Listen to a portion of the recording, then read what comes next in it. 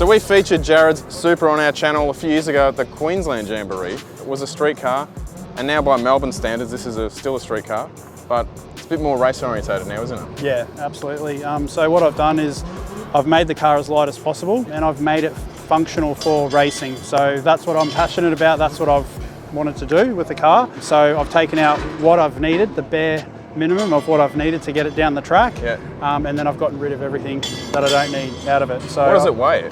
I've got the car weighing about 2,700 pounds. Yeah, wow. Yeah, okay. So I've taken quite a bit of weight out of it, and then obviously learning from my previous build that I had, I noticed that there were some weak points within the car, and I focused on building a very strong, robust rear end. You've got a nice roll cage in it too, I noticed, and it runs all the way through. Yep. So what I've done there is I've got a 6-point roll cage in there, and I've also included the funny car cage, not to have a goal to go that fast where I needed to put a funny car cage in it, but I wanted to have that safety aspect about it, so that I knew that I had that halo around me, so if anything was to happen, I'm going to be able to walk out of it. Obviously it's added a lot of rigidity to the car as well, which has enabled me to remove a section of the tunnel so I can easily service the gearbox as well. So what gearbox have you got on it now? So I'm currently running a 2-speed power glide. Yeah, it's been working quite well. So I've got a couple of dumps on there that I'm able to use to tune it to get out of the hole, and I'm now seeing some consistent 60 foots. And you just had the boot up earlier. You've got a nice spew tank, I guess you could call it, in the back here. Well set up. Yep.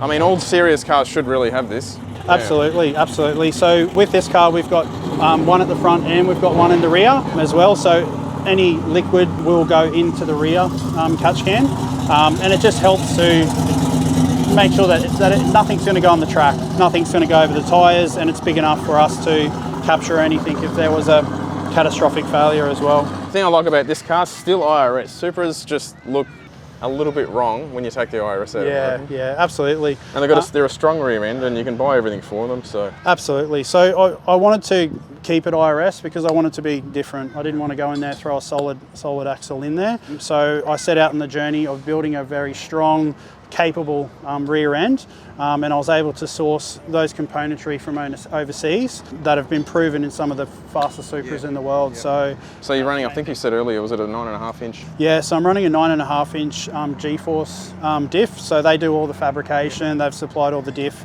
all the axles, stub axles, etc. And they run that setup in a lot of their 4,000 pound cars with well over 2,000 horsepower. So they're a proven product.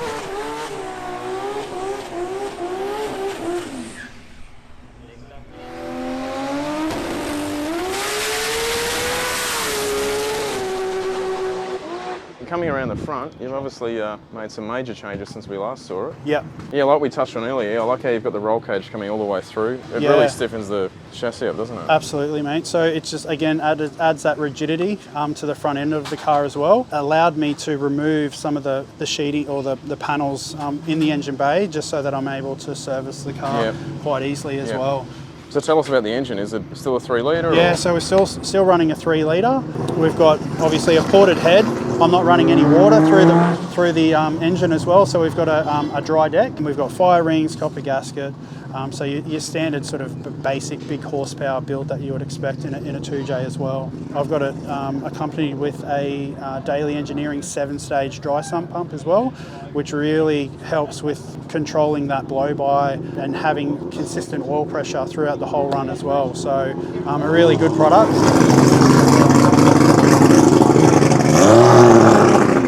Always hard doing camera stuff here, isn't it? Nothing wrong with that. I don't mind that smell and that noise. So the turbo, what is she, a 90? Mate, I've put a 98mm turbo on it. Yeah. A lot of people are saying that it's too big for the engine. Jared, I've just been going for a walk through the pits. A 98 seems to be small on a 3 litre around here. Yeah, it looks like it. Yeah, definitely. It seems to be a bit of a baby. There's a few compared cars over here with 110s on them on a 3 litre. Yeah, it's crazy. Yeah, absolutely. So it's a Gen 2 98mm GTX 55 turbo with a 115 rear housing as well on a V-band. So yeah, you're future-proofing the car in a lot of areas. Absolutely. So I've gone a little bit overkill at the first stage, but there's plenty of room there to really sort of push that harder. You've got all your EGT sensors and Yeah, so I've got every sensor that I possibly can fit onto the engine, obviously for data acquisition. I saw a Haltech sticker there, so you got the... Yeah, run the 2500 with the NSP software. So I've got all the Haltech gear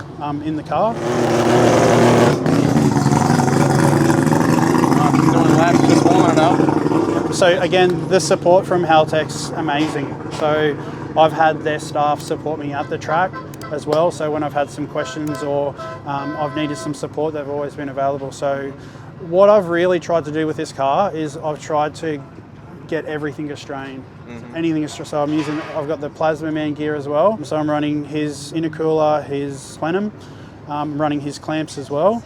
So what roughly what sort of power is this combination? Look, I think judging by the times of what I'm running, we're looking probably around 1200 horsepower at the rear tyres at the moment. So you've done a lot of 8th mile. Yeah, so I've just been doing 8th mile, so just to get the car leaving consistency, consistent, and also just making sure that first half of the track is tuned and is right.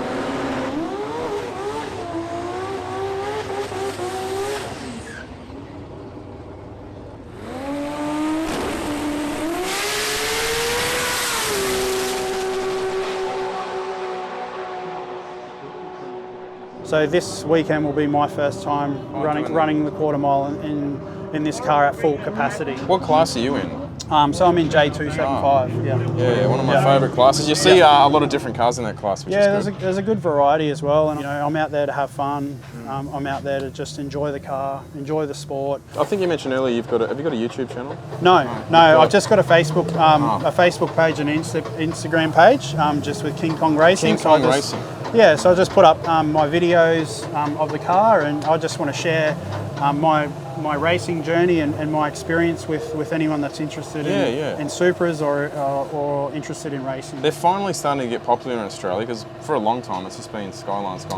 Yeah. And no one really used these. Even in circuit racing, you don't see them in Australia much. No. So look, they were very dominant over in the States, and they've been the OG for well over 20 years, on the highways and in drag racing as well, and they're still, as a 30-year-old car, they're still very capable and competitive with a lot of the newer cars coming out today as well. So a lot of the development has come from overseas with these cars as well, and again, their support in the Supra community is amazing. They're happy to share information, and they want to see other people succeed in racing and have a good time. Yeah. So. All the best for this weekend. We'll bang a camera in it for tomorrow, and hopefully we have a fun day out. Hopefully we'll run some consistent times and run PBs and have a really safe, exciting day.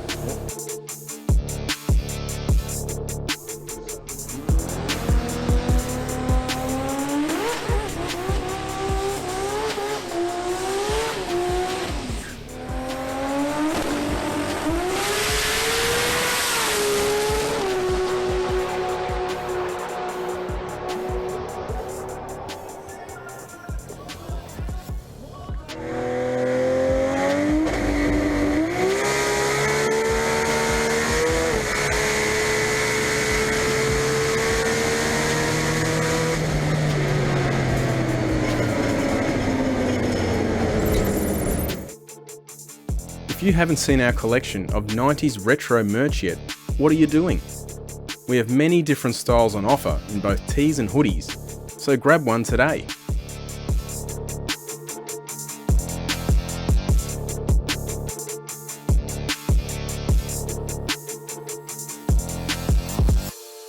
Tell us when you're rolling. You're right to go.